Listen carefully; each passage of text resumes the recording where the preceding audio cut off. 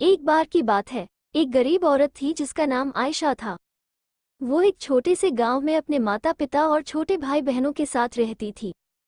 उसके पिता एक किसान थे, लेकिन खेत बहुत उपजाऊ नहीं था और वे अक्सर किसी तरह का गुजारा करते थे। आयशा एक बुद्धिमान और जिज्ञासु लड़की थी। वो अपने आसपास की दुनिया के बारे में जानना पसंद करती थी। वो एक वैज्ञानिक बनने का सपना देखती थी, लेकिन वह जानती थी कि अपने परिवार की वित्तीय स्थिति के कारण उसे अपना लक्ष्य हासिल करना मुश्किल होगा। एक दिन आयशा के पिता बीमार पड़ गए।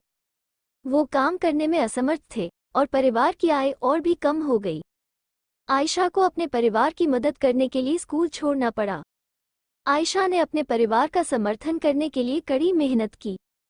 उसने घरों की सफाई और खेतों में काम करने जैसे अजीब अजीब काम किए। उसने स्थानीय बाजार में सब्जियां बेचना भी शुरू किया। अपनी व्यस्त दिनचर्या के बावजूद आयशा ने वैज्ञानिक बनने के अपने सपने को कभी नहीं छोड़ा। वो देर रात तक पढ़ाई करती थी और स्थानीय पुस्तकालय से किताबें उधार लेती थी। उसने घर पर भी अपने स्वयं के प्रयोग करना शुरू कर दिया। कई सालों की कड़ी मेहनत और दृढ़ संकल्प के बाद आयशा ने आखिरकार अपने सपने को हासिल कर लिया। वो विश्वविद्यालय में दाखिला लिया और वैज्ञानिक बन गई।